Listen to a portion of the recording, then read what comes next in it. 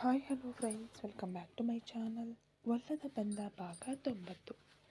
ಅಂದು ಮಧ್ಯಾಹ್ನದ ಸಮಯ. ಮುಂಜಾನೆಯೇ ಸ್ವಾಮಿ ದರ್ಶನ ಮುಗಿಸಿದರೂ ವಿಕ್ರಮ್ನ ಮನಸ್ಸಿಗೆ ಮಾತ್ರ ಶಾಂತಿ ಸಿಕ್ಕಿರಲಿಲ್ಲ. ಒಂದು ರೀತಿಯ ಹರಿಯದ ತಳಮಳ ಅವನ ಎದೆಯನ್ನು ಹಿರಿಯುತ್ತಿತ್ತು.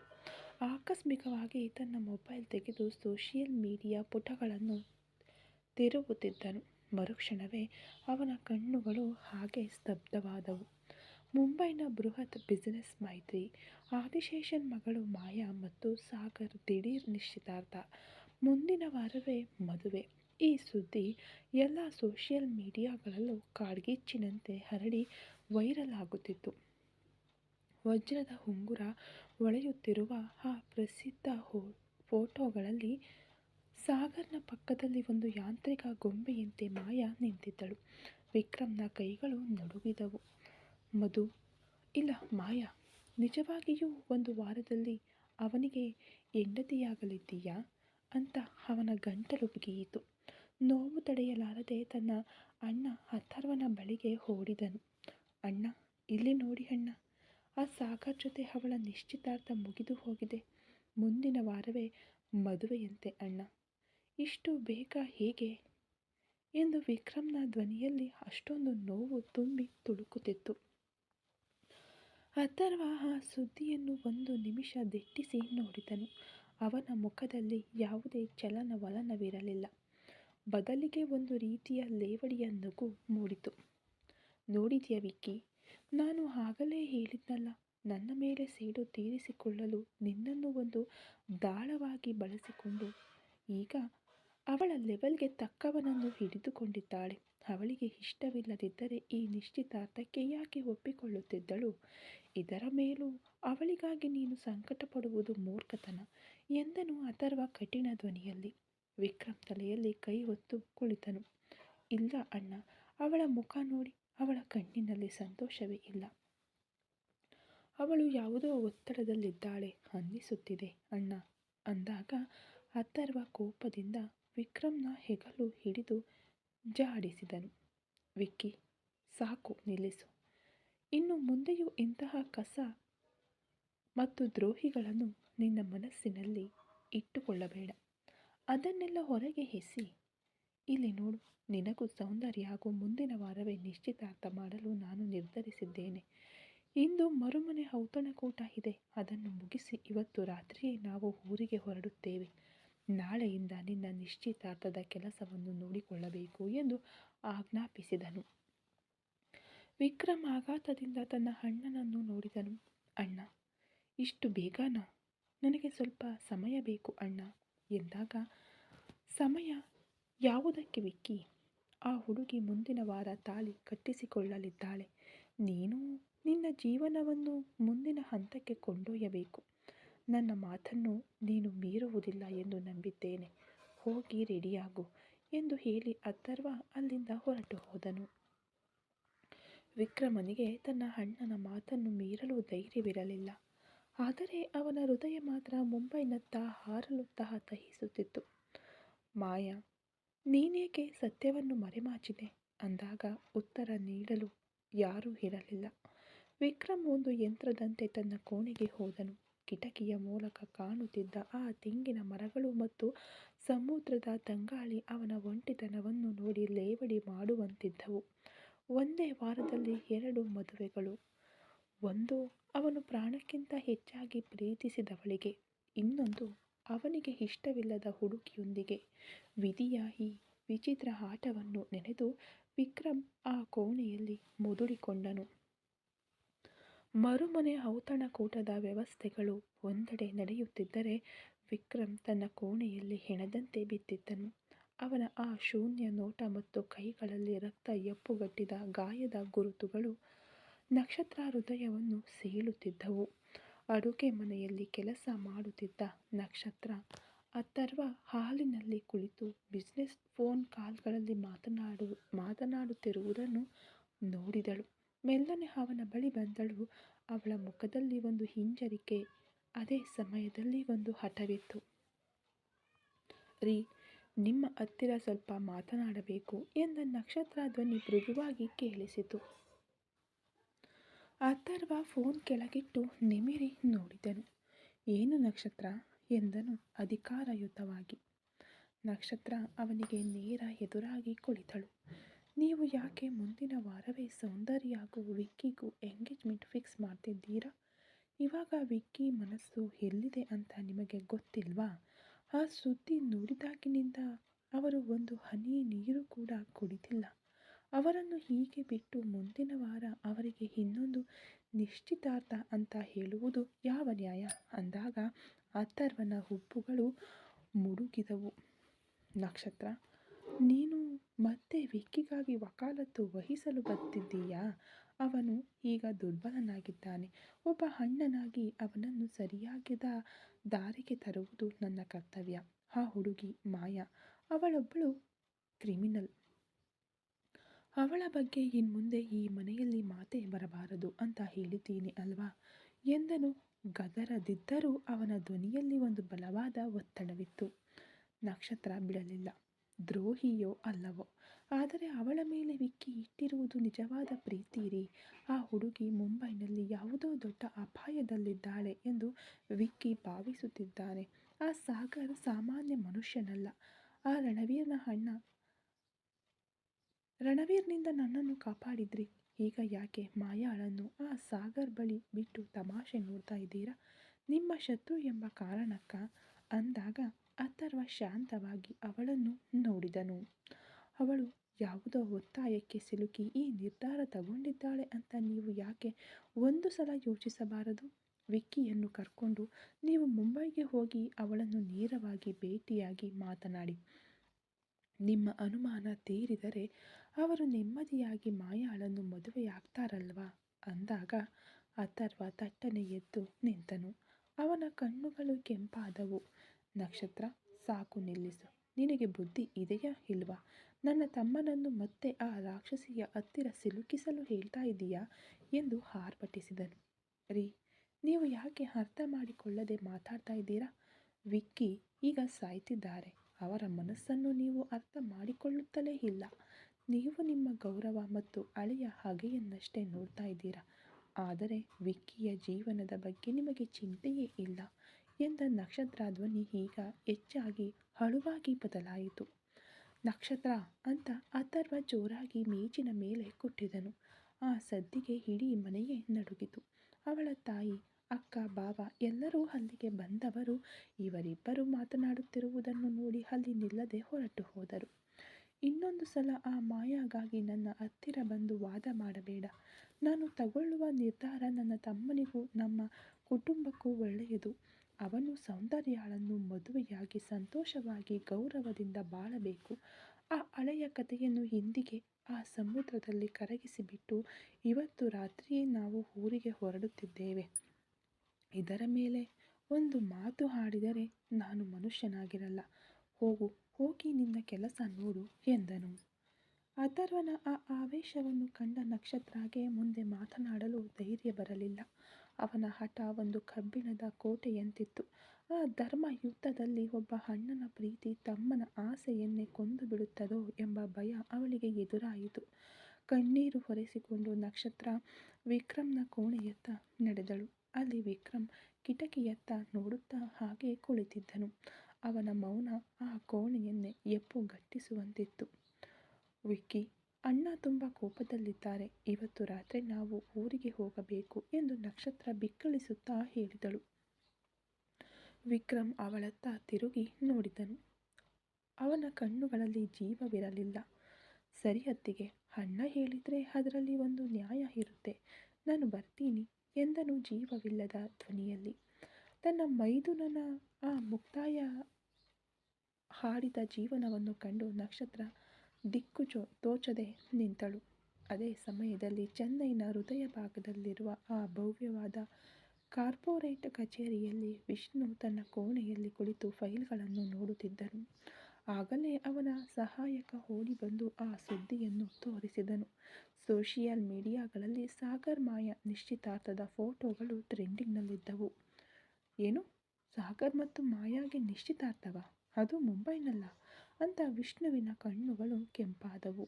ತನ್ನ ತಂಗಿ ಮಾಯಾ ಆ ವರ್ಮನ್ ವಂಶದ ಕಿರಿಯ ವಾರಸುದಾರ ಅಥರ್ವನ ತಮ್ಮ ವಿಕ್ರಮ್ನನ್ನು ಪ್ರಾಣಕ್ಕಿಂತ ಹೆಚ್ಚಾಗಿ ಪ್ರೀತಿಸುತ್ತಿದ್ದಾಳೆ ಎಂಬುದು ವಿಷ್ಣುವಿಗೆ ಮಾತ್ರ ತಿಳಿದಿದ್ದ ರಹಸ್ಯವಾಗಿತ್ತು.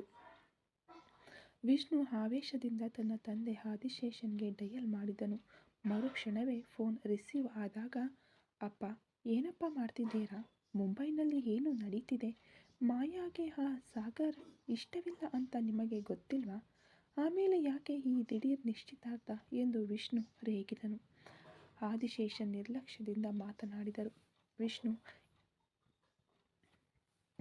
ಇದು ಬಿಸಿನೆಸ್ ಮೈತ್ರಿ. ಸಾಗರ್ ಒಂದು ದೊಡ್ಡ ಸಾಮ್ರಾಜ್ಯದ ಅಧಿಪತಿ. ಮಾಯಾ ಅಲ್ಲಿ ಮಹಾರಾಣಿಯಾಗಿ ಇರುತ್ತಾಳೆ. ನೀನು ಸುಮ್ಮನಿರು ಎಂದಾಗ ಗೌರವನ? ಅಪ್ಪ, ಮಾಯಾ ಯಾರನ್ನು ಪ್ರೀತಿಸುತ್ತಿದ್ದಾಳೆ ಅಂತ ನಿಮಗೆ ಗೊತ್ತಾ?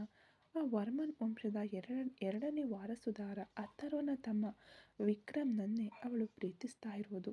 ಅವನನ್ನು ಕೀಳಾಗಿ ಕಾಣಬೇಡಿ ಅಂದಾಗ ವಿಕ್ರಮ್ನ ಹೆಸರು ಕೇಳುತ್ತಲೇ ಆದಿಶೇಷನ ಧ್ವನಿಯಲ್ಲಿ ಒಂದು ರೀತಿಯ ವಿಷ ತುಂಬಿಕೊಂಡಿತು. ವಿಕ್ರಮನ, ಆ ಅಥರ್ವನ ತಮ್ಮನ, ಆ ಪರಂಪರೆಯ ಶತ್ರುವಿಗೆ ನನ್ನ ಮಗಳನ್ನು ಎಂದಿಗೂ ಕೊಡುವುದಿಲ್ಲ ವಿಷ್ಣು. ವರ್ಮನ್ ವಂಶಕ್ಕೂ ನಮಗೂ ಇರುವ ಹಾಗೆ ನಿನಗೆ ಗೊತ್ತಿಲ್ಲ. ನನ್ನ ಮಗಳು ಸಾಗರ್ನನ್ನೇ ಮದುವೆಯಾಗುತ್ತಾಳೆ. ಇನ್ನು ಮುಂದೆ ಆ ವಿಕ್ರಮ್ನ ಹೆಸರು ಎತ್ತಿದರೆ ಜಾಗ್ರತೆ ಎಂದು ಗರ್ಜಿಸಿದರು. ಅಪ್ಪ, ನೀವು ಬರೀ ಹಠವಾದಿ. ಮಾಯಾ ಜೀವನ ನಿಮಗೆ ಮುಖ್ಯ ಇಲ್ವಾ? ಇನ್ನು ಮುಂದೆ ನಿಮ್ಮ ಹತ್ತಿರ ಮಾತನಾಡಿ ಪ್ರಯೋಜನವಿಲ್ಲ. ನಾನು ಇವಾಗಲೇ ಮುಂಬೈಗೆ ಹೊರಡ್ತಾ ಇದ್ದೀನಿ. ಅಲ್ಲಿಗೆ ಬಂದು ಎಲ್ಲವನ್ನ ನೋಡ್ಕೊಳ್ತೀನಿ ಅಂತ ವಿಷ್ಣು ಆವೇಶದಿಂದ ಫೋನ್ ಕೆಳಗಿಟ್ಟು ವಿಮಾನ ನಿಲ್ದಾಣದತ್ತ ಧಾವಿಸಿದನು. ಆದಿಶೇಷನ್ ಆತಂಕದಿಂದ ಸಾಗರ್ನ ಕೋಣೆಗೆ ಹೋದರು. ವಿಷ್ಣು ಹೇಳಿದ ವಿಷಯಗಳು ಒಂದು ಕಡೆ ಅವರನ್ನು ಹೆದರಿಸಿದರೂ ವರ್ಮನ್ ವಂಶದ ಮೇಲಿನ ಅವರ ಕೋಪ ಕಡಿಮೆಯಾಗಲಿಲ್ಲ. ಅಳಿಯಂದಿರೆ, ಒಂದು ಪ್ರಮುಖ ವಿಷಯ. ವಿಷ್ಣು ಇಷ್ಟರಲ್ಲೇ ಫೋನ್ ಮಾಡಿದ್ದ. ಅವನು ಚೆನ್ನೈನಿಂದ ಮುಂಬೈಗೆ ಹೊರಟಿದ್ದಾನೆ. ಮಾಯಾ ಆ ವರ್ಮನ್ ಗ್ರೂಪ್ ಅಥರ್ವನ ತಮ್ಮ ವಿಕ್ರಮ್ನನ್ನೇ ಪ್ರೀತಿಸ್ತಾ ಇದ್ದಾಳಂತೆ ಎಂದರು ಉಸಿರು ಬಿಡುತ್ತಾ. ವಿಕ್ರಮ್, ಅಥರ್ವ, ಈ ಎರಡು ಹೆಸರುಗಳು ಸಾಗರನ ಕಿವಿಗೆ ಬೀಳುತ್ತಿದ್ದಂತೆ ಅವನ ಕಣ್ಣುಗಳು ರಕ್ತದ ಬಣ್ಣಕ್ಕೆ ತಿರುಗಿದವು. ಸಾಗರ್ ಮತ್ತು ಅಥರ್ವನ ನಡುವೆ ಇದ್ದ ಆ ಹೊಸ ಹಾಗೆ ಅವನ ಹೃದಯದಲ್ಲಿ ಬೆಂಕಿಯಂತೆ ಉರಿಯಿತು. ಏನು? ಆ ಅಥರ್ವನ ತಮ್ಮನ, ಶತ್ರುವಿನ ತಮ್ಮನಿಗೆ ನನ್ನ ಮಾಯಾಳನ್ನು ಬಿಟ್ಟು ಕೊಡ್ತೀನಾ? ವಿಕ್ರಮ್ ದೊಡ್ಡ ಶ್ರೀಮಂತನಾಗಿರಬಹುದು, ಆದರೆ ಈ ಸಾಗರ್ಗಿಂತ ಹೆಚ್ಚಾಗಿ ಅವನಿಂದ ಏನೂ ಮಾಡಲು ಸಾಧ್ಯವಿಲ್ಲ. ಮಾಯಾ ಇನ್ಮುಂದೆ ನನ್ನವಳು. ಅವನ ನೆರಳು ಕೂಡ ಅವಳ ಮೇಲೆ ಬೀಳಬಾರದು ಎಂದು ಆಕ್ರೋಶದಿಂದ ಕೂಗಿದನು ಸಾಗರ್. ಅವನ ಆವೇಶ ತಡೆಯಲಾರದೆ ತನ್ನ ಕೈಯಲ್ಲಿದ್ದ ಮದ್ಯದ ಗ್ಲಾಸನ್ನು ನೆಲಕ್ಕೆ ಅಪ್ಪಳಿಸಿದನು. ಅದು ನುಜ್ಜುಗುಜ್ಜಾಗಿ ಹೊಡೆಯಿತು. ಆ ವಿಕ್ರಮ್ ಇಲ್ಲಿಗೆ ಬರಲಿ, ಅವನನ್ನು ಜೀವಂತವಾಗಿ ಚೆನ್ನೈಗೆ ಕಳುಹಿಸಲ್ಲ ಎಂದು ಗರ್ಜಿಸಿದವನು ನೇರವಾಗಿ ಮಾಯಾ ಕೋಣೆಯತ್ತ ಬಿರಬಿರನೆ ನಡೆದನು. ಮಾಯಾ ಕೋಣೆಯಲ್ಲಿ ಒಂದು ಮೌನ ಹೋರಾಟ ನಡೆಯುತ್ತಿತ್ತು. ಮಾಯಾ ತನ್ನ ಕೋಣೆಯಲ್ಲಿ ದುಃಖದ ತುತ್ತ ತುದಿಗೆ ತಲುಪಿದ್ದಳು. ನಿಶ್ಚಿತಾರ್ಥದ ಉಡುಪುಗಳನ್ನು ಕಳಚಿಬಿಟ್ಟು ಅವಳು ಕೆಂಪು ಬಣ್ಣದ ಅನಾರ್ಕಲಿ ಚೂಡಿದಾರ್ ಧರಿಸಿದ್ದಳು. ಆ ಕೆಂಪು ಬಣ್ಣ ಅವಳ ಮುಖಕ್ಕೆ ಹೊಸ ಕಳೆಯನ್ನು ನೀಡಬೇಕಿತ್ತು.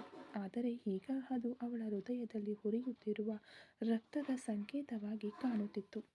ಅವಳು ಕೋಣೆಯಲ್ಲಿದ್ದ ಸೋಫಾದ ಮೇಲೆ ಅತ್ಯಂತ ದುಃಖದಿಂದ ಕುಳಿತಿದ್ದಳು.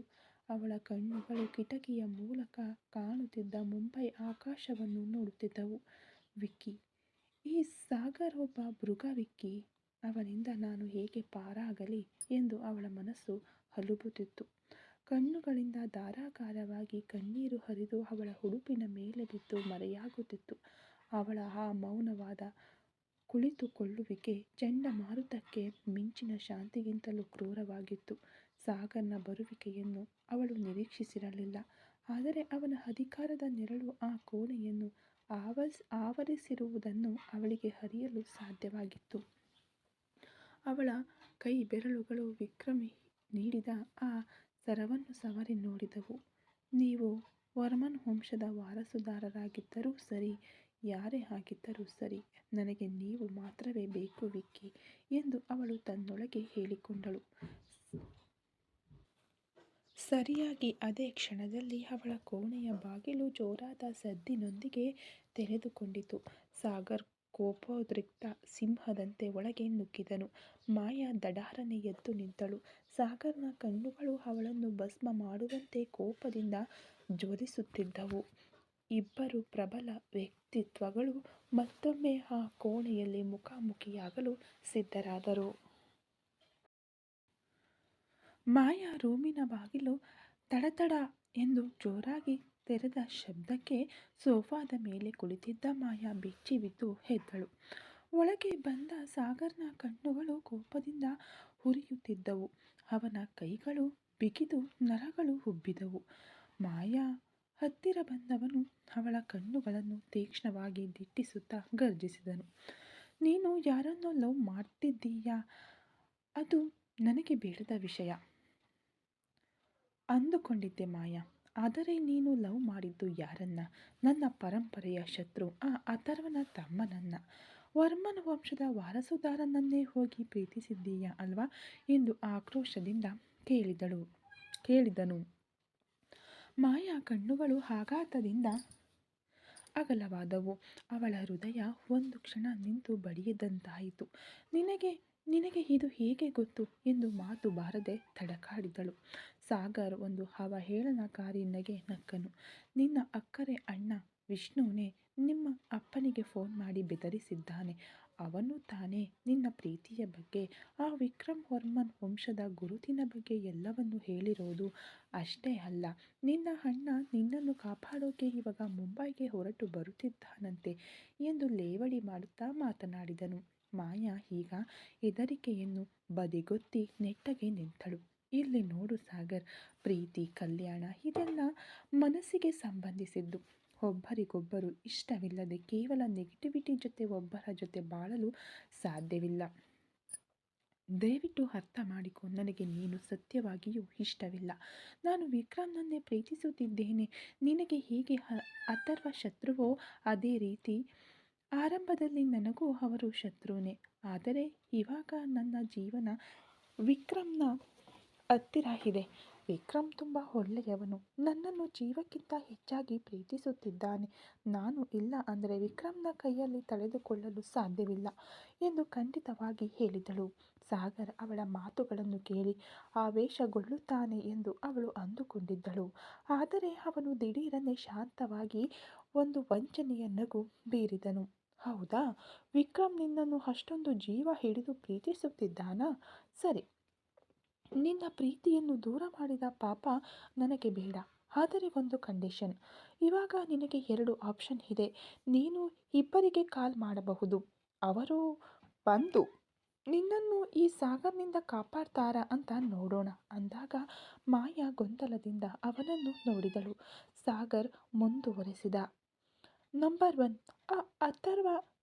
ನಂಬರ್ 2 ನಿನ್ನ ಪ್ರೇಮಿ ವಿಕ್ರಮ್. ಹೀಗೋ ನಿನ್ನ ಫೋನ್, ನಿನ್ನ ಟೈಮ್ ಇವಾಗ ಸ್ಟಾರ್ಟ್ ಆಗುತ್ತೆ. ಒಬ್ಬರ ಹತ್ತಿರ ಮಾತನಾಡಲು ನಿನಗೆ ಸರಿಯಾಗಿ 10 ನಿಮಿಷ ಟೈಮ್ ಕೊಡ್ತೀನಿ. ಅವರ ಹತ್ತಿರ ಮಾತನಾಡಿ ಬರಲು ಹೇಳು. ಒಂದು ವೇಳೆ ಅವರು ನಿನ್ನನ್ನು ಕಾಪಾಡಲು ಬರಲಿಲ್ಲ ಅಂದರೆ ಮುಂದಿನ ವಾರ ನೀನು ನನ್ನ ಕೈಯಿಂದ ನಿನ್ನ ಕುತ್ತಿಗೆಗೆ ತಾಳಿ ಕಟ್ಟಿಸಿಕೊಳ್ಳಲು ತಯಾರಾಗಿರಬೇಕು ಎಂದು ಹೇಳಿ ಅವಳ ಮೊಬೈಲ್ ಕಿತ್ತುಕೊಂಡು ಆಕ್ರೋಶದಿಂದ ಅವಳ ಕೈಗೆ ಕೊಟ್ಟನು. ಮಾಯಾ ಕೈಗಳು ನಡುಗಿದವು. ಆ 10 ನಿಮಿಷಗಳು ಅವಳ ಜೀವನ ಅಥವಾ ಸಾವನ್ನು ನಿರ್ಧರಿಸಲಿವೆ. ಒಂದು ಕಡೆ ವರ್ಮನ್ ವಂಶದ ಗೌರವ ಮತ್ತು ತಮ್ಮನ ರಕ್ಷಣೆಗಾಗಿ ಏನನ್ನೂ ಮಾಡಲು ಸಿದ್ಧವಿರುವ ಅಥರ್ವ. ಇನ್ನೊಂದು ಕಡೆ ಅಣ್ಣನ ಮಾತಿಗೆ ಕಟ್ಟು ಬಿದ್ದು ಊರಿಗೆ ಹೊರಡುತ್ತಿರುವ ವಿಕ್ರಮ್. ವಿಕ್ಕಿ, ನಾನು ನಿಮಗೆ ಕಾಲ್ ಮಾಡಿದರೆ ಅಣ್ಣ ತಡೆದರೂ ಬರ್ತೀರಾ? ಇಲ್ಲ ಆ ಅಥರ್ವ ನನ್ನನ್ನು ಕಾಪಾಡಲು ಒಪ್ತಾನಾ ಅಂತ ಮಾಯಾ ಮನಸ್ಸು ಕಳವಳಗೊಂಡಿತು. ಸಾಗರ್ ಒಂದು ಮೂಲೆಯಲ್ಲಿ ನಿಂತುಕೊಂಡು ಕೈಯಲ್ಲಿದ್ದ ಗಡಿಯಾರವನ್ನು ನೋಡುತ್ತಾ ಅವಳನ್ನೇ ಗಮನಿಸುತ್ತಿದ್ದನು. 10 ನಿಮಿಷಗಳ ಯುದ್ಧ ಭೂಮಿ ಆರಂಭವಾಯಿತು. ಮಾಯಾ ಕೈಗಳು ನಡುಗಿದವು. ಒಂದು ಕಡೆ ಗಡಿಯಾರದ ಮುಳ್ಳು ಓಡುತ್ತಿದ್ದರೆ ಮರು ಕಡೆ ಸಾಗರನ ವಂಚನೆಯ ನೋಟ ಅವಳನ್ನು ಚುಚ್ಚುತ್ತಿತ್ತು. ಬೇರೆ ದಾರಿ ಇಲ್ಲದೆ ವರ್ಮನ್ ವಂಶದ ಹಿರಿಯ ವಾರಸುದಾರ ವಿಕ್ರಮ್ನ ನೆರಳಾಗಿರುವ ಅಥರ್ವನಿಗೆ ತನ್ನ ನಡುಗುವ ಬೆರಳುಗಳಿಂದ ಡಯಲ್ ಮಾಡಿದಳು. ಸಾಗರ್ ಅವಳ ಫೋನ್ ಕಸಿದುಕೊಂಡು ಲೌಡ್ ಸ್ಪೀಕರ್ ಆನ್ ಮಾಡಿ ಮತ್ತೆ ಅವಳಿಗೆ ಕೊಟ್ಟನು. ಅವನ ಮುಖದಲ್ಲಿ ಒಂದು ವಿಕೃತ ನಗೆ. ಮರುಕಡೆ ಕರೆಯನ್ನು ಸ್ವೀಕರಿಸಲಾಯಿತು. ಹಲೋ ಅನ್ನುವ ಅಥರ್ವನ ಗಂಭೀರವಾದ ಧ್ವನಿ ಆ ಕೋಣೆಯ ತುಂಬ ಪ್ರತಿಧ್ವನಿಸಿತು. ಮಾಯಾ ಗಂಟಲು ಒಣಗಿ ಹೋಗಿತ್ತು. ಅಥರ್ವ, ನಾನು ನಾನು ಮಾಯಾ ಮಾತಾಡ್ತಾ ಇದ್ದೀನಿ ಎಂದು ಭಯ ಮತ್ತು ಆತಂಕ ಮಿಶ್ರಿತ ಧ್ವನಿಯಲ್ಲಿ ಎಳೆದಳು. ಅವಳ ಕಣ್ಣುಗಳು ಸಾಗರ್ನನ್ನು ನೋಡಿ ಹೆದರಿದವು. ಹೇಳು ಎಂದು ಒಂದೇ ಪದದಲ್ಲಿ ಮುಗಿಸಿದನು ಅಥರ್ವ. ಅಥರ್ವ, ನನಗೂ ವಿಕ್ರಮ್ಗೂ ಮಧ್ಯೆ ಇರೋದು ನಿಜವಾದ ಪ್ರೀತಿ. ಆವಾಗ ನಿಮಗೆ ಹೆದರಿಕೊಂಡು ತಾನೇ ನಾನು ವಿಕ್ರಮ್ ಹತ್ತಿರ ಸತ್ಯವನ್ನು ಮುಚ್ಚಿಟ್ಟೆ. ಇವಾಗ ನಾನು ಮುಂಬೈನಲ್ಲಿ ದೊಡ್ಡ ಅಪಾಯದಲ್ಲಿದ್ದೀನಿ. ಸಾಗರ್ ನನ್ನನ್ನು ಬೆದರಿಸಿ ನಿಶ್ಚಿತಾರ್ಥ ಮಾಡಿಕೊಂಡಿದ್ದಾನೆ. 1 ವಾರದಲ್ಲಿ ಮದುವೆ ಅಂತ ಹೇಳ್ತಿದ್ದಾನೆ. ದಯವಿಟ್ಟು ನನ್ನನ್ನು ಕಾಪಾಡಿ. ನಮ್ಮಿಬ್ಬರ ಮದುವೆಯನ್ನು ನೀವೇ ಮುಂದೆ ನಿಂತು ನಡೆಸಿಕೊಡಬೇಕು. ಅಥರ್ವ, ಪ್ಲೀಸ್ ನನ್ನನ್ನು ಬಂದು ಕಾಪಾಡಿ ಎಂದು ಕಣ್ಣೀರು ಹಾಕಿದಳು. ಅಲ್ಲಿ 1 ನಿಮಿಷ ಮೌನ ಆವರಿಸಿತು. ನಂತರ ಅಥರ್ವನ ಅಪಹಾಸ್ಯದ ನಗೆ ಆ ಮೌನವನ್ನು ಸೀಳಿತು. ವಾವ್, ಎಂಥ ನಟನೆ ಮಾಯಾ.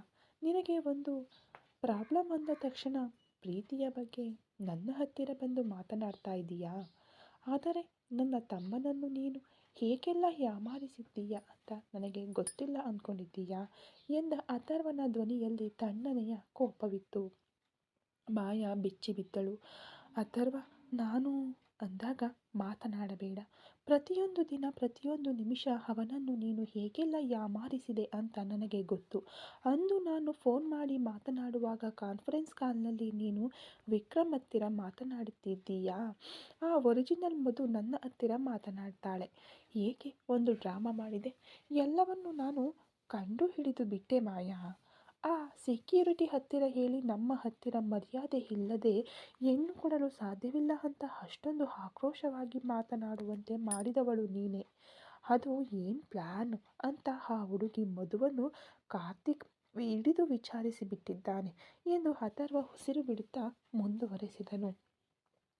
ಇಲ್ಲಿಯವರೆಗೆ ನೀನು ಮಾಡಿದ ಅಷ್ಟೂ ಪ್ಲ್ಯಾನ್ ಅವಳು ಹೇಳಿಬಿಟ್ಟಿದ್ದಾಳೆ. ಸುಳ್ಳಾಗಿ ಒಂದು ಮದುವೆಯ ಡ್ರಾಮಾವನ್ನು ಸೆಟ್ ಮಾಡಿ ದಿಢೀರನೆ ಫೋನ್ ಮಾಡಿ ವಿಕ್ರಮ್ನನ್ನು ಬರಮಾಡಿ ಹೇಗಾದರೂ ಬಂದು ನನ್ನನ್ನು ಕಾಪಾಡು ವಿಕ್ರಮ್ ಅಂತ ಹೇಳಿ ನನಗೆ ತಿಳಿಯದಂತೆ ಅವನ ಕೈಯಿಂದ ತಾಳಿ ಕಟ್ಟಿಸಿಕೊಂಡು ಅದಾದ ಮೇಲೆ ನನ್ನ ಮನೆಗೆ ಸೊಸೆಯಾಗಿ ನುಗ್ಗಲು ಪ್ಲ್ಯಾನ್ ಮಾಡಿದ್ದೀಯಾ? ಎಷ್ಟು ಕೇವಲವಾದ ಕ್ರಿಮಿನಲ್ ಮೈಂಡ್ ನಿನಗೆ ಅಂದಾಗ ಮಾಯಾ ಹಾಗೆಯೇ ಸೋಫಾದ ಮೇಲೆ ಕುಸಿದಳು. ಅವಳ ಕಣ್ಣುಗಳಲ್ಲಿ ನೀರು ತುಂಬಿ ಬಂತು. ಅಥರ್ವ, ನಾನು ವಿಕ್ರಮ್ಗೋಸ್ಕರವೇ ಅದನ್ನು ಮಾಡಿದೆ. ನಿಮ್ಮನ್ನು ಮೀರಿ ಅವನು ನನಗೆ ತಾಳಿ ಕಟ್ಟಲ್ಲ ಅನ್ನೋ ಭಯದಿಂದಲೇ ಎಂದು ಹೇಳಲು ಯತ್ನಿಸಿದಳು. ನಿಲ್ಲಿಸು. ಭಗವಂತ ಸುಮ್ಮನೆ ಇಲ್ಲ. ನಾವು ನಂಬಿರೋ ದೇವರು ನಮ್ಮನ್ನು ಕೈ ಬಿಡಲ್ಲ. ನನ್ನ ತಮ್ಮನ ಜೀವನಕ್ಕೆ ಅವನನ್ನು ತಾಯಿಯಂತೆ ಸಲಹುವ ಒಂದು ಹುಡುಗಿ ಬೇಕು. ನಿನ್ನ ತರಹ ಸ್ವಲ್ಪವೂ ಶಿಸ್ತು ಸಂಸ್ಕಾರ ಅಂದರೆ ಏನೆಂದೇ ತಿಳಿಯದ ಒಂದು ಹುಡುಗಿ ನನ್ನ ಕುಟುಂಬಕ್ಕೆ ಬರಲು ಅರ್ಹತೆಯೇ ಇಲ್ಲ. ಸುಳ್ಳಾಗಿ ಒಂದು ಮದುವೆಯನ್ನು ಸೆಟ್ ಮಾಡಿ ಅವನನ್ನು ಏಮಾರಿಸಿ ಬದುಕಲು ಅಂದುಕೊಳ್ಳುವ ನಿನಗೆ ಎಂದಿಗೂ ವಿಕ್ರಮ್ ಸಿಗಲ್ಲ. ಆದರೂ ನಿನ್ನ ಮದುವೆಯ ಜೀವನ ಸಂತೋಷವಾಗಿರಲಿ ಅಂತ ನಾನು ದೇವರ ಹತ್ತಿರ ಪ್ರಾರ್ಥಿಸ್ತೀನಿ ಅಂದ. ಅಥರ್ವನ ಪ್ರತಿಯೊಂದು ಮಾತುಗಳು ಮಾಯಾ ಹೃದಯವನ್ನು ಚೂರು ಚೂರು ಮಾಡಿದವು. ನನ್ನ ತಮ್ಮ ಹೆಚ್ಚೆಂದರೆ ಕೆಲವು ದಿನ ಬೇಸರದಲ್ಲಿ ಇರ್ತಾನೆ. ಮುಂದಿನ ವಾರ ಅವನಿಗೂ ಸೌಂದರ್ಯಗೂ ನಿಶ್ಚಿತಾರ್ಥ. ಅದಾದ ಮೇಲೆ ಅವನ ಮನಸ್ಸನ್ನು ಸೌಂದರ್ಯ ಬದಲಾಯಿಸ್ತಾಳೆ. ಅವನಿಗೂ ಅಂತ ಒಬ್ಬಳು ಬಂದು ಬಿಟ್ಟರೆ ಅವನ ಮನಸ್ಸಿನಲ್ಲಿರುವ ನಿನ್ನನ್ನು ಹೊರಗೆ ಎಸೆದು ಅವಳ ಜೊತೆ ಬದುಕಲು ಶುರು ಮಾಡ್ತಾನೆ. ಇನ್ಮೇಲೆ ದಯವಿಟ್ಟು ಫೋನ್ ಮಾಡಿ ಮಾತನಾಡುವುದನ್ನು ಬಿಟ್ಟು ನಿನ್ನ ಲೈಫ್ ನೋಡ್ಕೊ ಎಂದು ಖಡಾಖಂಡಿತವಾಗಿ ಹೇಳಿ ಅಥರ್ವ ಕರೆಯನ್ನು ಕಡಿತಗೊಳಿಸಿದನು. ರೂಮಿನೊಳಗೆ ಸ್ಮಶಾನ ಮೌನ. ಮಾಯಾ ಹಾಗೆಯೇ ಹೆಪ್ಪುಗಟ್ಟಿ ಕುಳಿತಿದ್ದಳು. ಅಂದು ಅವನ ಮೇಲಿದ್ದ ಸೇಡಿನ ಭಾವನೆಯಿಂದ ಅವಳು ಮಾಡಿದ ಕೆಲಸ ಇಂದು ಅವಳ ಪ್ರೀತಿಗೆ ಯಮನಾಗಿ ಬಂದು ನಿಂತಿರುವುದನ್ನು ಅವಳಿಗೆ ತಡೆದುಕೊಳ್ಳಲು ಸಾಧ್ಯವಾಗಲಿಲ್ಲ. ದಿಢೀರನೆ ಆ ಮೌನವನ್ನು ಸೀಳಿ ಸಾಗರ್ ಚಪ್ಪಾಳೆ ತಟ್ಟಿ ನಕ್ಕನು. ನೋಡು ಮಾರೈತಿ, ನೀನು ಇಷ್ಟೊಂದು ಚೆನ್ನಾಗಿ ಪ್ಲ್ಯಾನ್ ಮಾಡಿದ್ದೀಯಾ? ಈ ಸುಂದರವಾದ ಮುಖದೊಳಗೆ ಇಷ್ಟೊಂದು ದೊಡ್ಡ ಕ್ರಿಮಿನಲ್ ಮೈಂಡ್ ಇದೆ ಅಂತ ನನಗೆ ತಿಳಿಯದೆ ಹೋಯ್ತಲ್ಲ. ನಿನ್ನ ಶತ್ರು ಅಥರ್ವ ಕೂಡ ಒಂದು ರೀತಿಯಲ್ಲಿ ನನಗೆ ಹೆಲ್ಪ್ ಮಾಡಿಬಿಟ್ಟ ಎಂದು ಲೇವಡಿಯಾಗಿ ಕೇಳಿದನು. ಮಾಯಾ ಕೆರಳಿದಳು. ಇಲ್ಲಿ ನೋಡು ಸಾಗರ್, ನಾನು ವಿಕ್ರಮ್ಗೋಸ್ಕರನೇ ಅದನ್ನು ಮಾಡಿದ್ದು. ಅವರ ಅಣ್ಣ ಒಪ್ಪಲ್ಲ ಅಂತ ತಿಳಿದೆ ಹಾಗೊಂದು ನಾಟಕ ಆಡಲು ಅಂದುಕೊಂಡೆ. ಅದು ಪ್ರೀತಿಗಾಗಿ. ಸರಿ, ಓಕೆ. ಯಾಕೆ ಟೈಮ್ ವೇಸ್ಟ್? ಮುಂದಿನ 10 ನಿಮಿಷ ವಿಕ್ರಮ್ ಮತ್ತು ನಿನಗಿರುವ ಟೈಮ್. ವಿಕ್ರಮ್ ನಿನ್ನ ಮೇಲೆ ಜೀವಾನೇ ಇಟ್ಟಿದ್ದಾನೆ ಅಂತ ಹೇಳಿದೆಯಲ್ಲ, ಇವಾಗ ಅವನು ಏನು ಮಾಡ್ತಾ ಇದ್ದಾನೆ ಅಂತ ನೋಡೋಣ ಎಂದು ಹೇಳಿ ಸಾಗರ್ ಮತ್ತೆ ಫೋನನ್ನು ಅವಳಿಗೆ ಕೊಟ್ಟನು. ಮಾಯಾ ಬೆರಳುಗಳು ನಡುಗಿದವು. ಒಂದು ವೇಳೆ ವಿಕ್ರಮ್ ಕೂಡ ಅಥರ್ವ ಹೇಳಿದಂತೆ ತನ್ನ ಬಗ್ಗೆ ತಪ್ಪಾಗಿ ಭಾವಿಸಿರಬಹುದೇ ಎಂದು ನಡುಗುವ ಬೆರಳುಗಳಿಂದ ವಿಕ್ರಮ್ನ ನಂಬರ್ಗೆ ಕರೆ ಮಾಡಿದಳು. ಪ್ರತಿಯೊಂದು ರಿಂಗ್ ಶಬ್ದವೂ ಅವಳ ಹೃದಯ ಬಡಿತವನ್ನು ಹೆಚ್ಚಿಸಿತು. ಅವಳ ಕಣ್ಣುಗಳು ಸಾಗರ್ನ ಮುಖವನ್ನು ನೋಡಲು ಹೆದರಿದವು. ಸಾಗರ್ ಒಂದು ವಿಜಯದ ನಗೆಯೊಂದಿಗೆ ಕೈಗಳನ್ನು ಕಟ್ಟಿಕೊಂಡು ಲೌಡ್ ಸ್ಪೀಕರ್ನಲ್ಲಿ ವಿಕ್ರಮ್ ಏನು ಮಾತನಾಡಲಿದ್ದಾನೆ ಎಂಬುದನ್ನು ನೋಡಲು ಕಾಯುತ್ತಿದ್ದನು. ಕರೆ ಸ್ವೀಕರಿಸಲ್ಪಟ್ಟಿತು. ಹಲೋ ವಿಕ್ಕಿ ಎಂದ ಮಾಯಾ ಧ್ವನಿ ಗದ್ಗದಿತವಾಯಿತು. ನನಗೆ ಯಾಕೆ ಕಾಲ್ ಮಾಡ್ತಾ ಇದೀಯ ಮಾಯಾ? ಇದೇನಾ ನಿನ್ನ ಒರಿಜಿನಲ್ ನಂಬರ್ ಎಂದ ವಿಕ್ರಮ್ನ ಧ್ವನಿ ಕಬ್ಬಿಣದಂತೆ ಕಠಿಣವಾಗಿತ್ತು. ಅದರಲ್ಲಿ ಕಂಡು ಬಂದ ಆ ಅಪರಿಚಿತ ಭಾವನೆ ಮಾಯಾಳನ್ನು ಸುಟ್ಟಿತು. ಸಾರಿ ವಿಕ್ಕಿ, ಸತ್ಯವಾಗಿಯೂ ನಿನ್ನನ್ನು ಏಮಾರಿಸಬೇಕು ಅಂತ ನಾನು ಅಂದುಕೊಳ್ಳಲಿಲ್ಲ. ನಿನಗೆ ಗೊತ್ತು ತಾನೇ, ಮೊದಲ ಬಾರಿಗೆ ದೇವಸ್ಥಾನದಲ್ಲಿ ನಾವು ನೋಡಿದಾಗ ನೀನು ಯಾರು ಅಂತ ನನಗೆ ಗೊತ್ತಿರಲಿಲ್ಲ, ನಾನು ಯಾರು ಅಂತ ನಿನಗೆ ಗೊತ್ತಿರಲಿಲ್ಲ. ಇಬ್ಬರು ನಮ್ಮ ಹೆಸರು ಮತ್ತು ಗುರುತನ್ನು ಬದಲಾಯಿಸಿ ತಾನೇ ಹೇಳಿಕೊಂಡಿದ್ದೆವು ಎಂದು ಗೋಗರೆದಳು. ಅಪ್ಪ, ನೀನು ಒಂದು ವಿಷ ಅಂತ ನನಗೆ ತಿಳಿಯದೆ ಹೋಯಿತು ಮಾಯಾ.